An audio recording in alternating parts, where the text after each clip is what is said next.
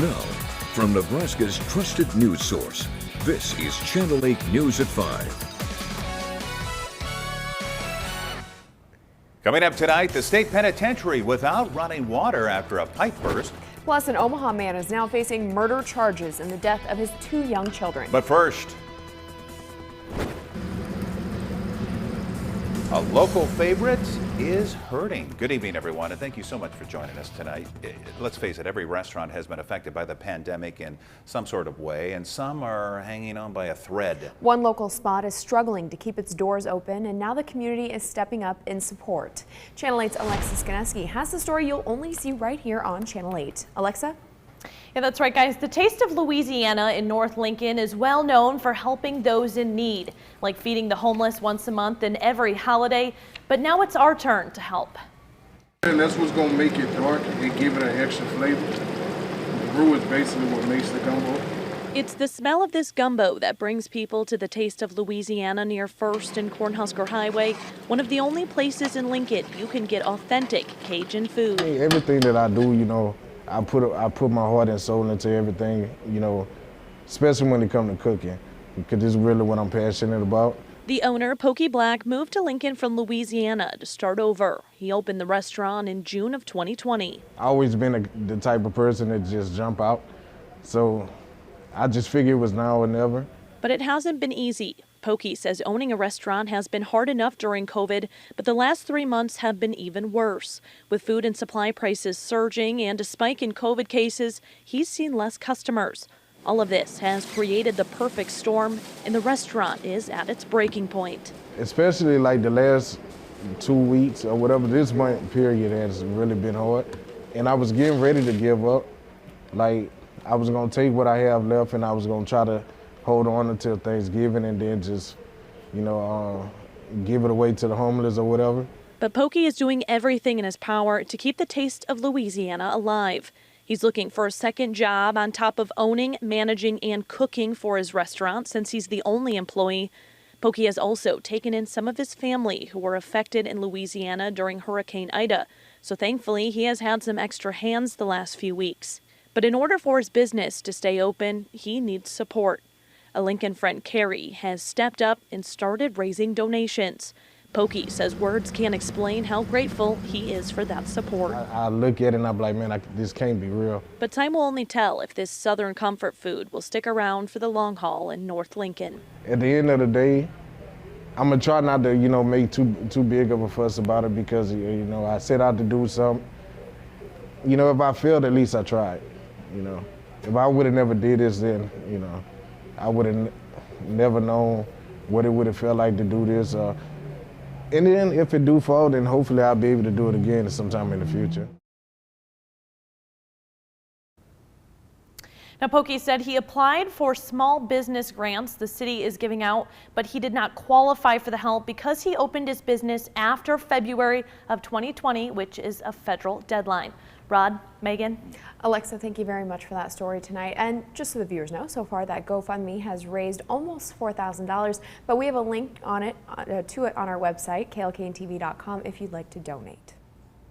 As the weather gets colder and colder, it marks the closing of mosquito season here in Nebraska. This year, the West Nile virus impacted more Lancaster County residents than it has in the last few years, sending 9 individuals to the hospital.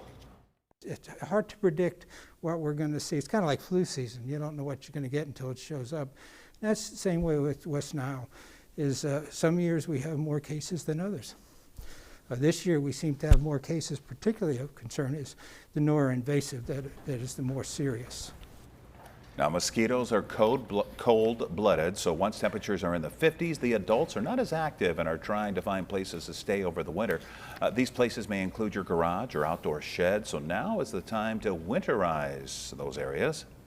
Cleaning out their gutters, that can be potential mosquito breeding sites, emptying containers, emptying bird baths, eliminating any standing water areas in the yard that could collect water in the spring. Now, mosquito trapping and testing runs from around May to September. This year, none of the sites the county was monitoring had any West Nile positives, but people still got sick. We're going to take a closer look at all of this coming up tonight on the newscast at 6 o'clock. And now it is that time of year again to really be on the lookout for deer. With harvest season going on, many are being pushed from their normal habitat. Last year, there was 157 crashes involving deer here in Lancaster County. So far this year, there have already been 176. That's up about 13%.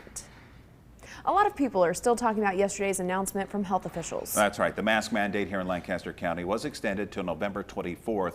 As divisive as this is, doctors have a much more unified front. Here's Channel 8's Nathan Grieve with more. The coronavirus pandemic has been a learning experience for all of us, and doctors have picked up quite a bit. What we have learned over the pandemic is non-pharmaceutical intervention like masks definitely work. Even if it's not a mandate, I think personally I will continue to wear a mask. Of course, Lancaster County is under that newly extended mask mandate, which may not be a terrible thing as the weather gets colder. COVID-19 infections continue to be there for a while. Influenza might come back this winter. We already have RSV. So having a mask kind of also helps with other viral infections as well. It's those problems we have any winter, plus COVID. But there is a silver lining once you take COVID back out of the equation. I think in a lot of the counties, we're still transmitting at a higher rate. So until we get to that low rate, especially in winter when we're all going to get together indoors, I think we will get to a point we don't have to wear a mask. I think that is coming. We just need to get our vaccine rates higher. And given the talks about child vaccines, that could start happening pretty soon. Reporting in Lincoln, Nathan Grieve, Channel 8 News. Well, old and leaky pipes have caused the water to be temporarily shut off at the Nebraska State Penitentiary. It started yesterday afternoon. Crews have been working on site on those pipes. Officials aren't sure when everything will be fixed because gaining access to the leaks and making the necessary repairs, we're told, is complicated. In the meantime, portable restrooms and bottled water have been brought in, but showers will have to wait until the water is turned back on. A Bellevue father accused of killing his 2 children is now facing upgraded charges, first-degree murder. Prosecutors say the killings by Adam Price were premeditated. In a preliminary hearing, a judge accepted the amended charges. With more details about the deaths of his children coming to light, Adam Price now faces 2 charges of first-degree murder and potentially life in prison. Price was originally charged with child abuse resulting in death when the bodies of 5-year-old Emily and 3-year-old Theodore were discovered in his Bellevue home in May. But new testimony from experts has left an impression on the court that the deaths may have had some level of premeditated thought to them. Dr. Jeremy Berg, a forensic pathologist, believes the deaths were caused by smothering and says it would likely take less than a minute to be fatal. Prosecutors argued that Price would have had enough time to consider his actions during that time frame. They also argued that even if the killing of the first child was a rash action, there would have been a conscious decision to kill the second child. The defense says there is not enough evidence that Price caused the deaths and that premeditation would need to take place before any smothering occurred. The court ultimately sided with the prosecution, saying there was enough evidence to move forward with the new charges. Price himself has said he is responsible for his children's deaths, but does not specifically admit to killing them. And once again, we'll keep you updated on what happens next in this case. A man who was employed by John Deere for 15 years died during a workers' strike. Police say the 56-year-old man was hit by a car while walking to the picket line. This happening near the John Deere Parts Distribution Center in Milan, Illinois. About 10,000 John Deere workers have been on strike for 2 weeks over a wages and benefits disagreement with the company. Well, have you had enough of the rain? Let's find out what the latest is from Chief Meteorologist John Dissauer. Yeah, the rain's been pretty much going on all day long, and not only has it been falling, but we've now set records in the area with the amount of rainfall that's happened today. Lincoln's now, as of 5 o'clock, setting a new record for the day with over an inch of rain in the rain bucket.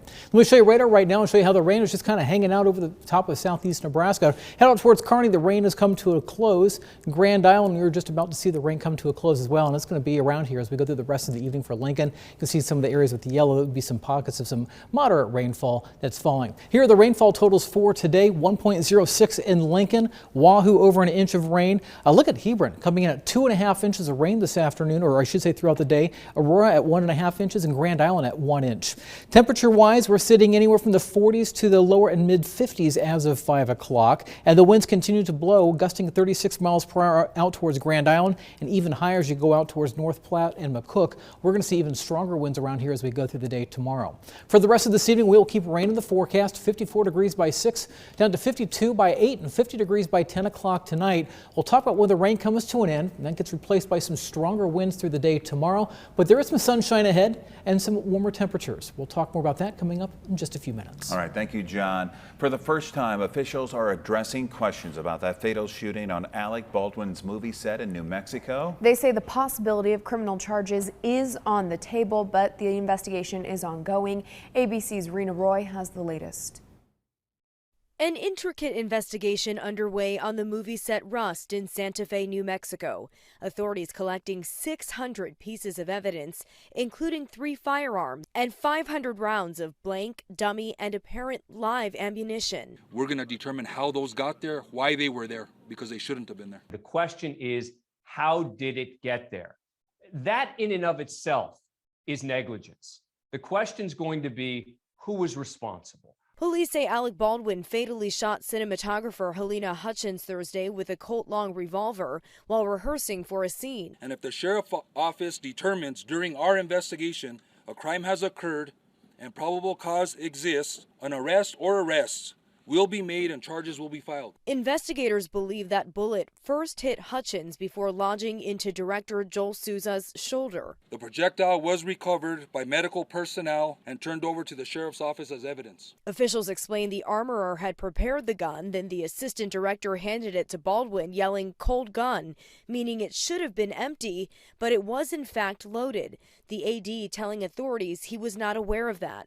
A cast member telling TMZ he feared for his safety when filming gun battle scenes. When they shot at me, I actually did feel the blanks hitting my face and my body, and I could feel the wind from the shotgun, being discharged. The sheriff's department and district attorney's office now interviewing cast and crew members on set.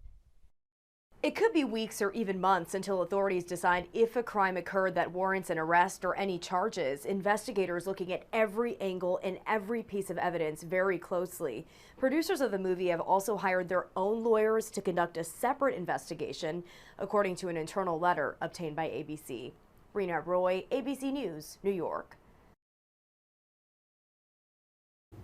Still to come on the news tonight, the East Coast getting slammed with severe weather. The latest on that and your fall forecast right after the break.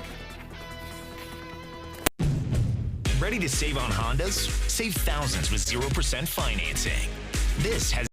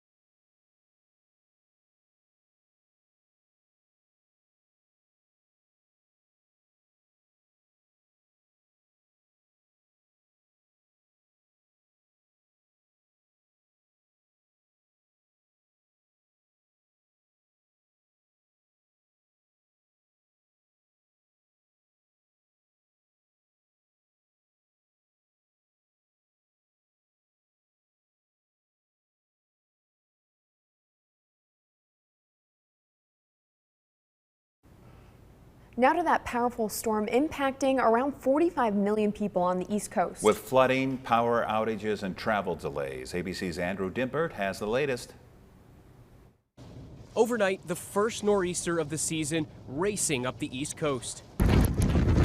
Flooding rains and wind gusts of nearly 80 miles per hour already blamed for over 40,000 power outages in Massachusetts. Homes boarded up, owners racing to get their boats out of the water. The storm moving north after flooding parts of New York and New Jersey, which declared states of emergency. Roads underwater, impassable. And as soon as I made the K-turn, my car just like it started smoking. My driveway was a river coming down. New York City's storm drains struggling to keep up. City officials taking no chances after the deaths of nearly a dozen people inside flooded basements last month in the wake of Hurricane Ida. The city bringing in sandbags and pumps in anticipation of the storm. Residents grateful. We're all smiling like we didn't even get a drop. Andrew Dimbert, ABC News, New York. Now, your Storm Alert Team forecast with Chief Meteorologist John Dessauer. Just as advertised, a very soggy day around southeast Nebraska. It started late last night when we had a few thunderstorms moving through the south central part of the state, producing a few warnings, and this system keeps moving off to the east, and it just keeps dropping rain. Not terribly heavy rain. We do get some pockets of moderate rain at times, but it's just been an all-day on again, off again rain. This is the view right now from Schoen's Roofing down in Beatrice, and you can see we've got water on the roads down there. We'll take you up to Lincoln right now from Honda of Lincoln, looking off to the south and west. Cloudy skies, rain is falling, and you can see definitely we've got wet roads there at 27th and Yankee Hill Road. We're going to keep the rain around for a while. You can see on radar where we still have these pockets of moderate showers around Lancaster County, also back to the southwest towards Crete and to the south of Seward. Not as much in the way of rainfall out towards Grand Island, Hastings, even Red Cloud and Kearney.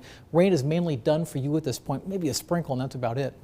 Otherwise, as we go through the rest of the evening, you will see these showers are just moving more from south to north very slowly. Not a lot of movement to get these out of here, and I think we're going to keep the rain around through much of the evening and even through a big part of the overnight, at least in Lancaster and Gage counties. Now you'll see on Stormcast as we go through the overnight, here's 2 o'clock and 3 o'clock in the morning. Some light showers still possible by about 5 o'clock. It's after 5 o'clock I think the rain starts to really move off to the east. We may keep a lingering shower by 7 down towards Beatrice, but for most areas the rain should be over by 6, 7 o'clock tomorrow morning. Take a look at rainfall totals so far for today around Lincoln. Officially 1.06 at the airport in Lincoln. That sets a new daily record for rainfall on this date. The old record was 0.97, set back in 1980. So we've surpassed that and we'll keep adding on to it. North side of town, just over an inch of rain. Out towards Firethorn, 1.17. Southwest corner of town, 27th Old Cheney, over an inch and a quarter, and just over an inch of rain down towards Denton Road. Look back to the south and to the west, and you can see there is a corridor of some heavier rains from Hebron and up to the north. Let me show you some of the actual real-time rainfall totals. Friend coming in at nearly 2¼ inches of rain. Geneva at 2.16. So you can definitely tell where this little corridor of heavy rain was falling just to the west of Seward, where they picked up nearly 9/10 of an inch of rain. Now, Stormcast will show you as we go through the overnight hours, still a few more, maybe another 1/10 of an inch or two for the area. Now, temperature-wise, we're sitting in the 40s and 50s. It's cool outside with winds still gusting at times to 35 miles per hour. As we go through the overnight hours, expect the winds to begin to increase out of the north-northwest. I think we'll have some gusts to 30 to 35 miles per hour overnight. Through the day tomorrow, the winds will really begin to increase out of the north-northwest, gusting at times 35, 40, maybe even some 45 mile per hour gusts, especially by late afternoon as you head out towards the Tri-Cities. Temperature-wise, it's going to stay cool tomorrow as well. We'll be back into the 50s, but it's going to feel a little chilly when you factor in the wind. Tonight, we'll see our temperatures dropping in the low to mid-40s. For tomorrow, we'll see high temperatures only in the middle to upper 50s. We'll keep mostly cloudy skies, at least for Lincoln and areas east. By late afternoon, we may start to see some clearing. I think we will see a fair amount of sunshine from York and areas to the west. 7-day forecast shows lots of sunshine on Friday, a high of 60 degrees, 65 degrees on Saturday. A cold front comes through towards evening. It starts to turn a little breezy. Halloween right now looks to be on the cool side, a high of 51 degrees with cloudy skies. And then here comes late November, feeling like winter. As we head into next week, there is a chance we could see some light rain on Monday, maybe some snow showers coming Monday morning, and there may be a couple of chances for some snow as we go through next week. Still a lot to get worked out, and these are all very light amounts, nothing to get worked up about. Also, by the end of next week, I would suggest if you like to use your humidifiers at home, get them ready because we've got some much drier air, dew points in the teens coming our way for the end of next week. Good thought there. All right. Thank you very much, John. Here's a look at Wall Street today. The Dow falling 266 points and NASDAQ barely staying in the positive range. Here are your numbers. You're watching Channel 8, Nebraska's trusted news source.